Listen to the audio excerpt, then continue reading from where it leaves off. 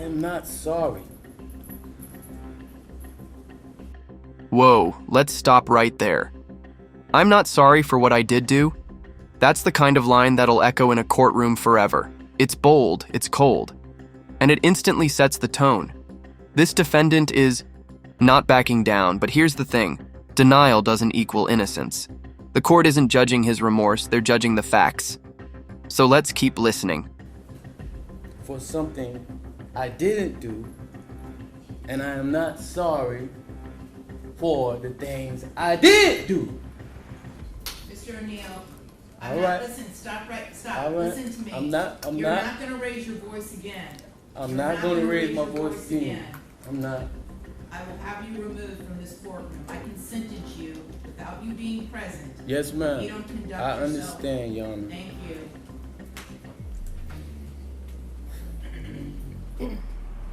But I will say,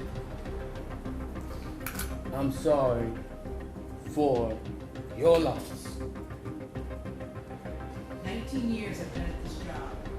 I've seen human beings killed at the hands of others in every way imaginable. You name it, I've seen it. Shootings, stabbings, drownings, suffocatings, blown apart by cars, some DUI manslaughter cases, horrible things. This is the worst case. This judge has seen it all, 19 years on the bench and every kind of horror imaginable. So when she says, "This is the worst case I have ever seen," you better believe it's not courtroom hyperbole. That's a legal professional emotionally shaken to her core. Let that sink in. I have ever seen as far as the facts go.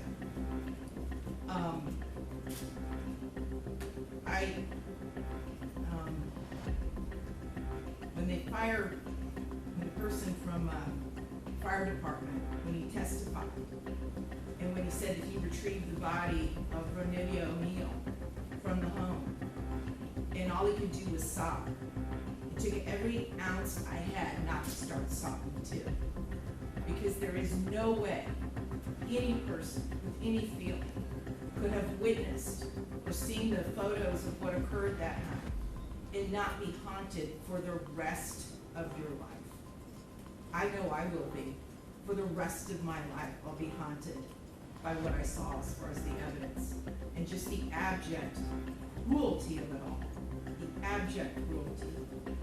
And I was aware, because I reviewed a lot of the discovery ahead of time, as you well know, and a lot of in-camera inspection, a lot of documents.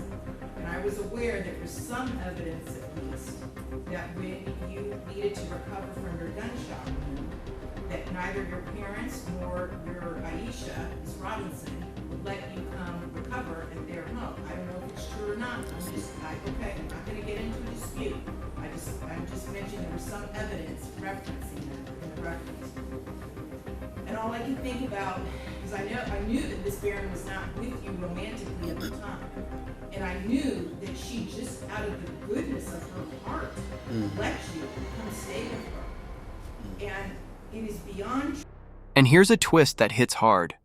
Barron wasn't even romantically involved with him. She just opened her home out of compassion. That decision, rooted in kindness, ultimately cost her everything. Ask yourself, how many times have we extended trust to someone who didn't deserve it? That's the tragic weight of this case. Tragic that critical decision ended in so much horror for her and for her children. It is unspeakably cruel what happened as a result of that one decision. The way that Ms. Barron died was horrific, and that 911 call, which captured truly all of it.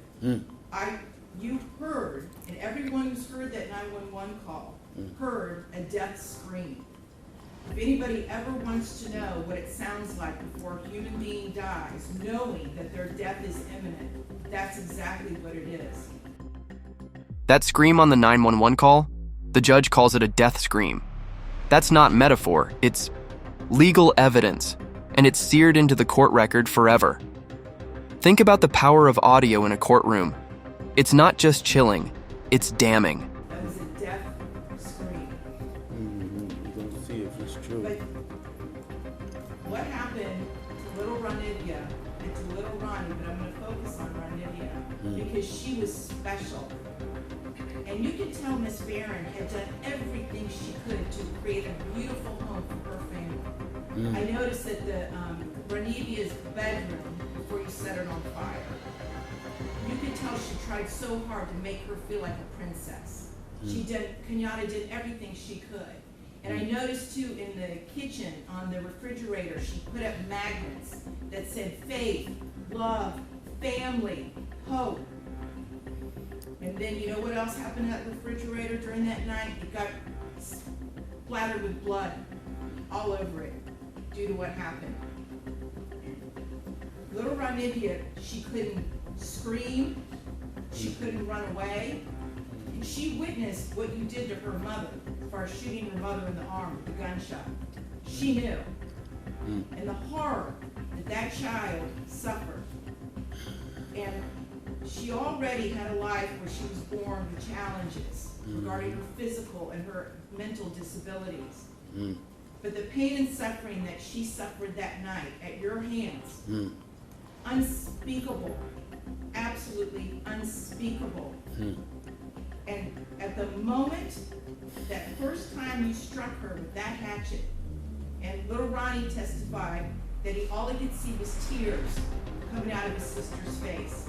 At that moment, that child knew she was being betrayed in the cruelest, most tragic and sorrowful way that a child could ever be betrayed. She was being betrayed by her parent, the one person that should be there to protect their children and love them and keep them from harm. And that was the last thing that child felt before she passed on from this earth, was your utter, cruel betrayal to her. This is the emotional gut punch. The betrayal wasn't just criminal, it was personal. This child wasn't failed by the system. She was failed by the one person meant to love and protect her. And in legal terms, that adds aggravating factors. Details that can elevate the severity of sentencing.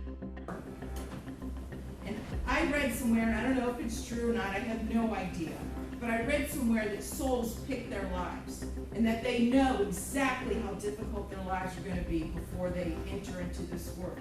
And I don't know if that's true or not, but if it is, Niveya O'Neal is one of the bravest souls I have ever come across in my 54 years on this planet.